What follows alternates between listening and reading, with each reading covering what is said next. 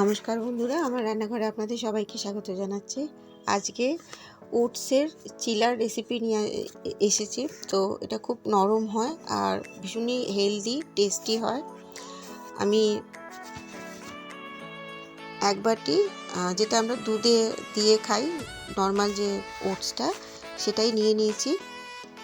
এক বাটি ওটস নিয়েছি আর এবার এখানে একটু জল দিয়ে দিলাম। অল্প একটুখানি ভিজবে, 5-7 মিনিট মতন ভিজলেই হয়ে যাবে। আর একটুখানি জল লাগবে। এটা ভালো করে ভিজুক আর ঢাকা দিয়ে দেবো একটুখানি।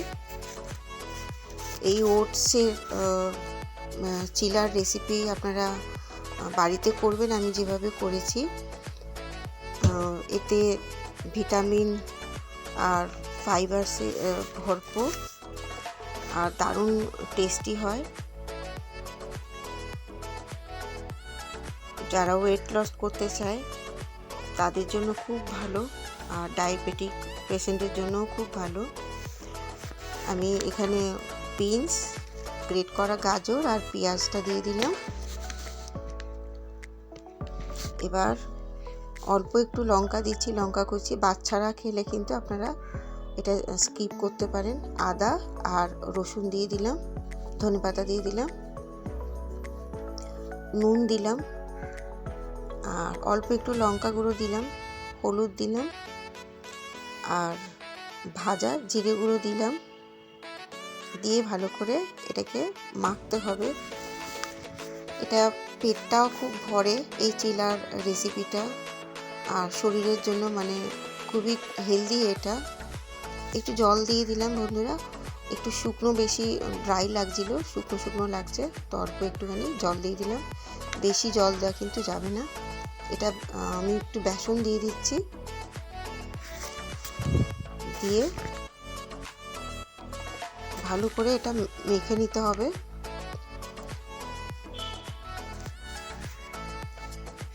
এই রেসিপিটা আপনারা বন্ধুদের মধ্যে শেয়ার করতে পারেন। আর প্যানে আমি একটু তেল দিয়ে দিলাম। এটাতে তেলও কিন্তু খুব একটা লাগে না। 1 চামচ তেল দিয়ে আর 1 হাতা ব্যাটার দিয়ে দিলাম।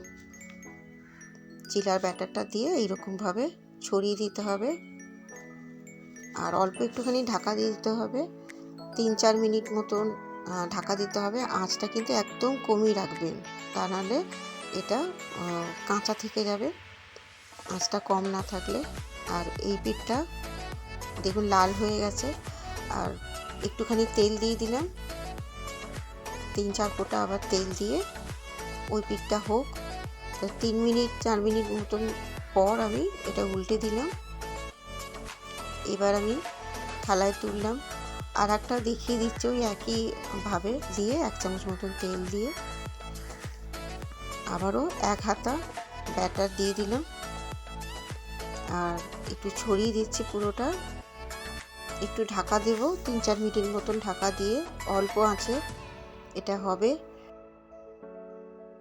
এটা মনে হয় হয়ে গেছে। এবার উল্টে দিলাম, এই যে দেখুন ওটাও হয়ে গেছে। আর 3-4 ফোঁটা তেল দিয়ে ওই পিঠটাও একইভাবে একটু লাল হবে, তারপর নামিয়ে নেব। তো আপনাদের যদি চিলার রেসিপিটা ভালো লাগে আমার চ্যানেলকে সাবস্ক্রাইব করে দেবেন। যেভাবে আমার পাশে আছেন সেইভাবে আমার পাশে থাকবেন।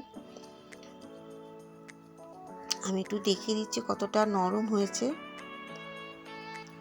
খুব ভালো লাগে এটা। আপনারা দই বা সস দিয়ে খেতে পারেন। দেখুন কত নরম হয়েছে।